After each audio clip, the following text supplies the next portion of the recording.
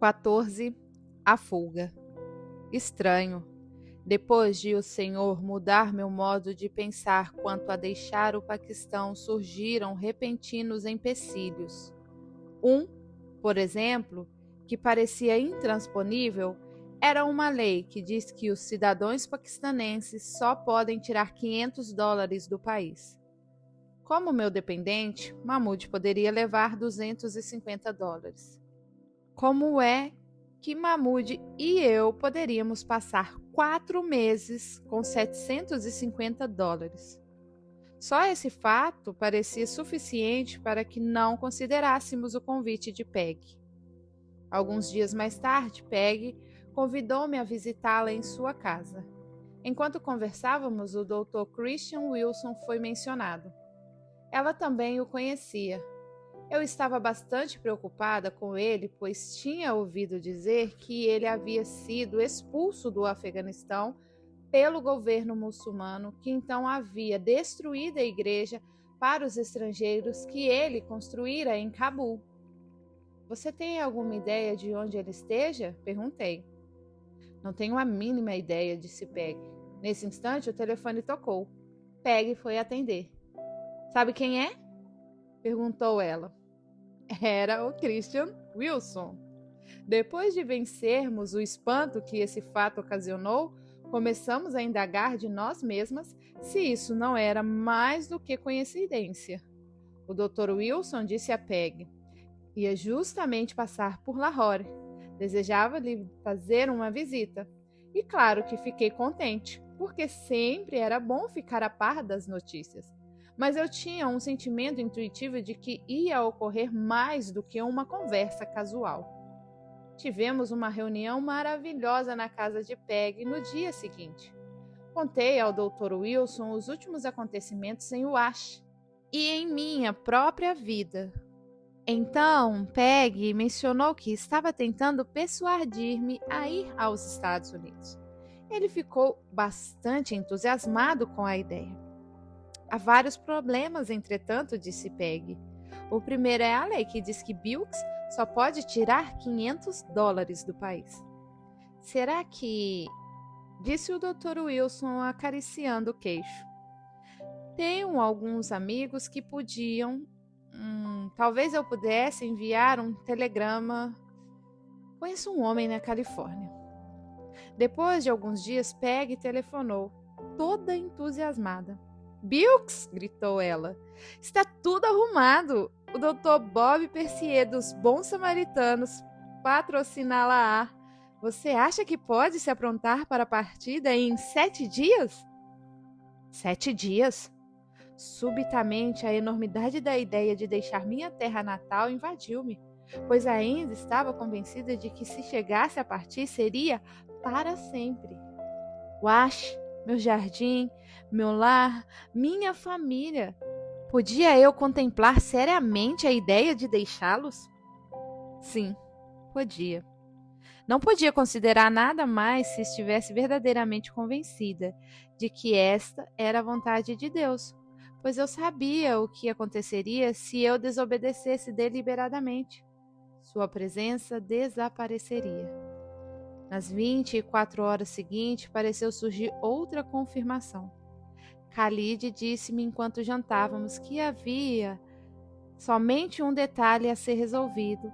Então, todos os problemas imobiliários estariam terminados. Penso que a senhora pode dizer com segurança, mamãe, disse Khalid, que a partir de hoje a senhora se desfez das propriedades que desejava vender. Então, subitamente as portas foram fechadas. Não por Deus, mas por meu país. Foi instituída outra lei que dizia que nenhum paquistanense podia sair do país a menos que tenha pago todos os impostos de renda. Os meus haviam sido pagos, mas precisava de um recibo do governo. Tinha de obter um certificado de pagamento de imposto de renda. Somente com esse certificado poderia eu comprar passagens para os Estados Unidos. 4 dos meus 7 dias até a partida haviam passado.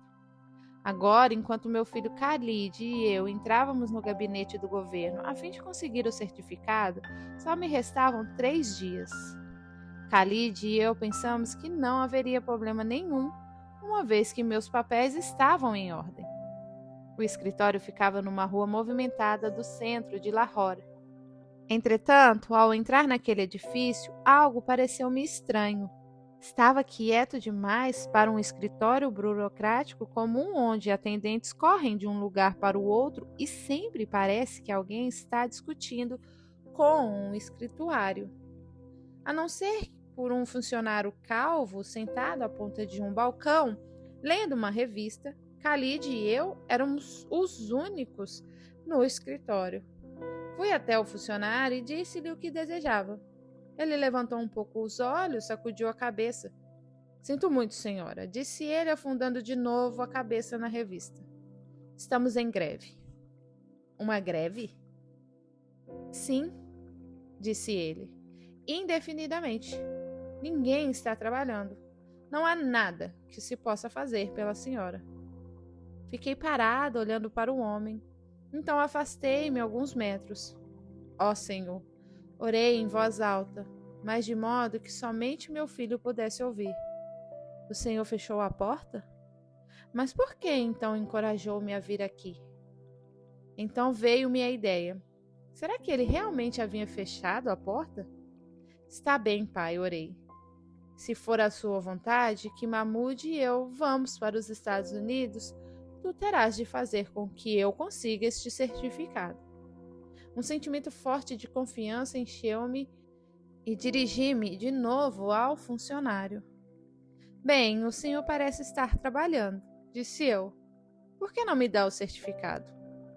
O homem tirou os olhos da sua revista com uma expressão azeda.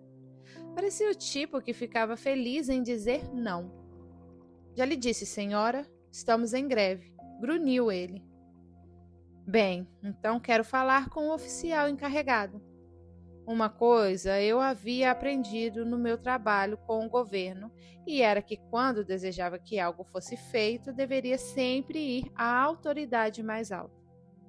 O funcionário suspirou, deixou a revista e escoltou-me a um escritório adjacente. Espere aqui, grunhiu ele de novo e desapareceu. Do escritório eu podia ouvir um murmúrio baixo de vozes. O homem emergiu e acenou para que eu entrasse. Khalid e eu encontramo-nos na presença de um homem elegante de meia-idade atrás de uma escrivaninha riscada. Expus-lhe o problema. Reclinou-se na cadeira, girando um lápis na mão. Sinto muito, madame... Como é mesmo o seu nome? Milkshake. Bem, sinto muito. Não há absolutamente nada que possamos fazer durante a greve. Subitamente, uma luz de reconhecimento inundou-lhe os olhos. A senhora não é Begum Shahri, que organizou o plano de viver simples? Eu mesma. Bateu com os punhos na mesa, levantando-se. Bem, disse ele. Puxou uma cadeira e pediu que me sentasse. Acho que esse foi o melhor programa que o nosso país já teve. Sorri. Então o oficial inclinou-se por cima da escrivaninha e disse confidencialmente: Agora vejamos o que podemos fazer pela senhora. Fez-me explicar precisamente qual era o problema que eu disse que lhe deveria estar em Karachi em 3 dias a fim de tomar um avião para os Estados Unidos. O rosto do homem revestiu-se de um ar resoluto. Levantou-se e chamou o funcionário do balcão. Diga ao nosso assistente que venha até aqui. Eu tenho, disse-me ele em voz baixa, um datilógrafo temporário. Ele não faz parte do quadro regular de funcionários e não está em greve. Poderá datilografar o certificado. Eu mesmo colocarei o selo. Estou contente em poder ajudar-lhe. Alguns minutos mais tarde, eu tinha o precioso certificado em mãos. Ao sair, tenho de confessar que abanei o papel para o pequeno funcionário que, surpreso, tirou os olhos da revista o tempo suficiente para ver meu sorriso e ouvir o meu Deus o abençoe. Ao deixarmos o edifício do governo alguns minutos mais tarde, Khalid, espantado, mencionou o fato de que havia levado somente 20 minutos para completar a transação toda. Foi menos do que levaria se todo mundo estivesse trabalhando, disse ele. Com o coração em cânticos, tentei explicar a Khalid que o Senhor deseja a nossa cooperação. Ele deseja operar conosco mediante a oração. Era o princípio da vara de Moisés. Se eu simplesmente tivesse colocado o problema nas mãos do Senhor, sem ter dado o passo de fé, eu jamais poderia ter conseguido o certificado. Tive de dar o passo, fazer tudo o que estava ao meu alcance. Tive de pedir para ver o homem encarregado, assim como Deus pediu para que Moisés batesse na rocha com a vara. Ele também nos pede que participemos na operação de um milagre. Khalid pareceu um tanto espantado com o meu entusiasmo, mas recobrou-se e acrescentou com um sorriso. Bem, uma coisa posso dizer, mamãe. Notei que, em vez de obrigado, a senhora disse Deus o abençoe.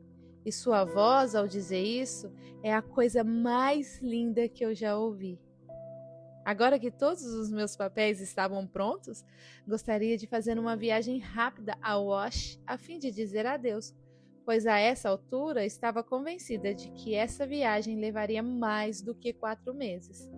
Entretanto, ao mencionar o assunto a Khalid, ele disse: A senhora não ouviu dizer da inundação? Chuvas torrenciais haviam caído na porção da terra de Lahore a Wash. Muitos quilômetros da terra estavam inundados. O tráfego todo fora bloqueado. O único transporte disponível era o do governo. Meu coração afundou-se. Não me seria permitido nem dizer adeus. O Senhor pedia-me que saísse rapidamente como Ló e dizia-me que nem olhasse para trás. Tinha planejado sair de Lahore na sexta de manhã. 2 dias mais tarde, voaria até Karachi, de onde sairia para os Estados Unidos. Peggy e seu filho começariam a viagem em Nova Delhi. Seu avião com destino a Nova York faria escala em Karachi e Mahmoud e eu tomaríamos ali o avião. Na manhã de quinta-feira, entretanto, um impulso forte e incomum tomou conta de mim, dizendo-me que não esperasse. Minha ansiedade concentrava-se em Mahmoud. Certamente que a eficácia da ramificação dos criados havia levado a notícia ao Wash de que nós não estávamos fazendo uma simples visita a Lahore e que íamos deixar o país. Era provável que parentes podiam tentar tirar Mahmoud de minha influência corrupta. Seria eu detida por algum pretexto? Um forte sentimento de perigo impulsionava-me. Não esperaria. Partiria nesse mesmo dia. Iria a Karachi, ficaria em casa de amigos, sem dar muito nas vistas. De modo que nesta tarde, depois de fazermos as malas, Mahmoud e eu dissemos adeus a Khalid e a sua família e corremos para o aeroporto. Voamos de Lahore com um sentimento definitivo de alívio. Estávamos a caminho. Karachi era como me lembrava, uma cidade à beira-mar, aninhada contra o Oceano Índico, uma mistura do antigo com o novo. Camelos desajeitados lado a lado com Rolls Royce, bazares cheios de moscas esvoaçantes próximos às lojas elegantes, com as últimas modas de Paris. Perfeito! A cidade era grande o suficiente para sermos tragados por ela. Estávamos na casa de amigos e eu fazia compras em preparação da partida para os Estados Unidos no dia seguinte. Subitamente, uma opressão estranha me invadiu. Fechei os olhos e apoiei-me numa parede pedindo a proteção do Senhor. Foi-me dada a orientação de que deveria ir para o hotel nesta noite. Tentei desfazer-me desse sentimento. Isso é tolice, disse a mim mesma. Então, lembrei-me da história dos magos do Oriente que haviam sido avisados em sonho que partissem por outra estrada. Logo depois, alojamo-nos no hotel da Air France, no aeroporto de Karachi. Levei Mahmoud para o quarto tão rapidamente quanto possível. Pedi que nossas refeições fossem servidas ali, e juntos simplesmente esperamos. Mahmoud parecia inquieto. Por que temos de ser tão reservados, mamãe?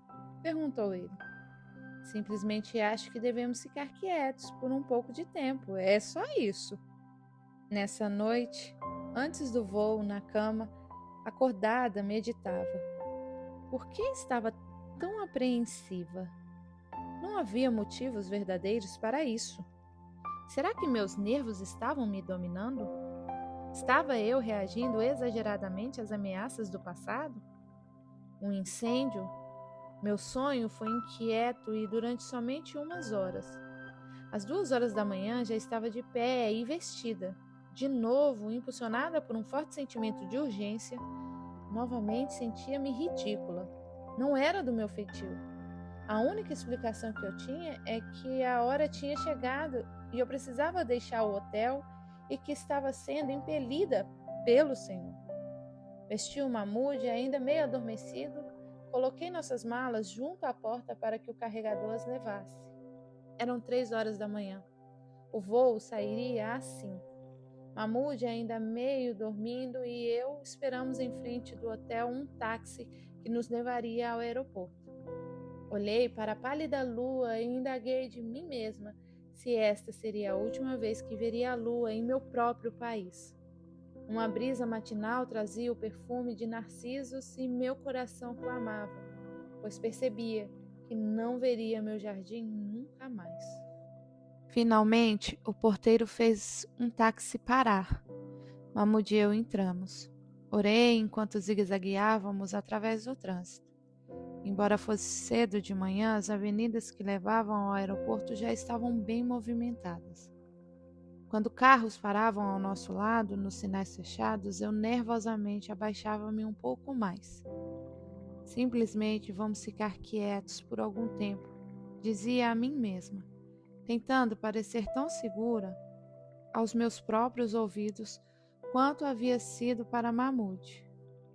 Não. Isso não funcionava. O que realmente precisava era de orar.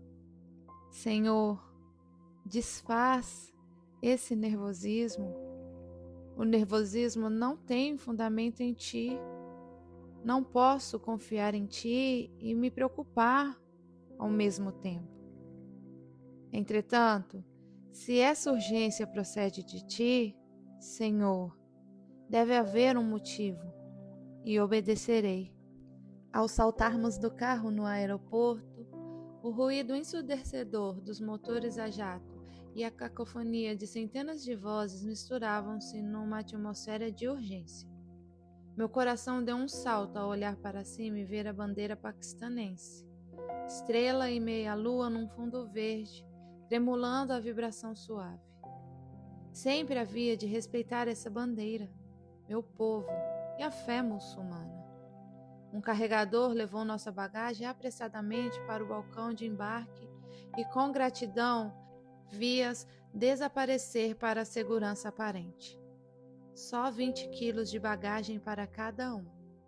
Sorri ao pensar em nossas viagens de família em outros dias no interior, quando levávamos milhares de quilos de bagagem para uma estada de somente algumas semanas. E minhas irmãs ainda reclamavam das roupas que não podiam levar. Tínhamos 1 hora de espera antes da partida. Conservando Mahmoud ao meu lado, senti que era melhor que nos misturássemos à multidão do aeroporto de modo que não fôssemos percebidos. Mas não podia desfazer-me do sentimento de perigo iminente. De novo repreendi a mim mesma pela preocupação desnecessária. O Senhor está no controle, dizia a mim mesmo. Ele me dirigirá para fora dessa situação. Tudo o que preciso fazer é obedecer. Então Mahmoud pediu para ir ao banheiro. Descemos o corredor até o banheiro dos homens. Esperei no corredor. Subitamente, o alto-falante anunciou o nosso voo. Penn An para Nova York, prontos para o embarque. Senti o coração apressar-se. Onde estaria Mahmud? Deveríamos ir. Finalmente, a porta do banheiro dos homens abriu-se, mas quem saiu foi um sikh de turbante. Cheguei para mais perto da porta. Que estava eu fazendo? Certamente que mulher alguma num país muçulmano seria apanhada entrando num banheiro de homens, ainda que à procura de um menino de 9 anos que estivesse perdido. Anunciaram novamente o nosso voo. Pan Am, para a cidade de Nova York, prontos para o embarque. Todos os passageiros devem estar a bordo. Oh, não! Meu coração clamava. Eu tinha de fazer algo. Empurrei a porta do banheiro dos homens e gritei: Mahmud! Uma vozinha respondeu: Já vou, mamãe. Dei um profundo suspiro de alívio e me apoiei à parede. Logo Mahmud saiu. Onde você estava? Por que demorou tanto? Gritei eu. Não tinha importância. Não esperei resposta. Tomei a mão do menino e saímos correndo. Descemos apressadamente o longo corredor até o portão de embarque. Estávamos entre os últimos passageiros a embarcar. Nossa, mamãe! Gritou Mahmud. Que nave! Que nave! O 747 era enorme. Estávamos emocionados. Nunca tinha visto um avião tão grande assim antes. No instante em que ia entrar no avião, hesitei por uns segundos, sentindo o último toque do solo paquistanense. Mas tinha de continuar andando. Dentro do avião, que para mim parecia um auditório, uma aeromoça levou-nos aos nossos lugares.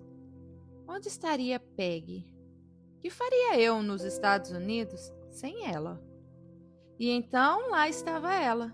Vinha pelo corredor ao nosso encontro. Peggy jogou os braços ao meu redor. Oh, preciosa senhora! Exclamou ela. Eu estava tão preocupada. Não pude vê-la na multidão no portão de embarque. Expliquei o que tinha acontecido e Peggy pareceu aliviada. Apresentou-nos o seu filho que a acompanhava. É uma pena que não possamos sentar juntas, disse ela. Tivemos de aceitar os lugares que nos deram.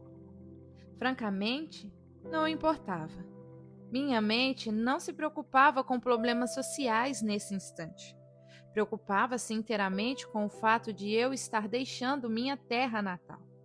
Sentia-me muito triste, é verdade, mas, ao mesmo tempo, completa. Não podia compreender isso. Logo, Mahmud estava sendo ele mesmo. Fez amizade com uma aeromoça que o levou à cabine dos pilotos. Mahmud voltou maravilhado. Fiquei contente. A aeromoça pediu-nos que apertássemos o cinto de segurança. Olhei pela janela e vi os primeiros raios da aurora dardejando o céu oriental. Os motores ressoaram e uma onda de emoção encheu-me. Nossa nave começou a descer a pista. Olhei para trás de mim, mas não vi Peggy. Mas o rosto de Mahmud estava comigo, próximo ao meu. Embrilhava de emoção enquanto os motores a jato explodiam em trovoada na decolagem. Tomei a mão de Mahmud e comecei a orar. E agora, Senhor? De novo invade-me o sentimento de inteireza. O Senhor tirou-me da minha pátria como Abraão. Não sei o que vem em seguida. Porém, Senhor, estou completa, satisfeita por estar contigo. Naquele instante, nem o embaraço das lágrimas, nem o nervosismo me incomodavam. Tudo o que sabia era que obedecia a Deus em tudo. E tinha de admitir que nunca realmente saberia o que poderia acontecer se não tivesse seguido suas ordens para marchar. Luzinhas passavam a toda velocidade pela janela e repentinamente o barulho da roda abaixo de nós cessou. Estávamos no ar.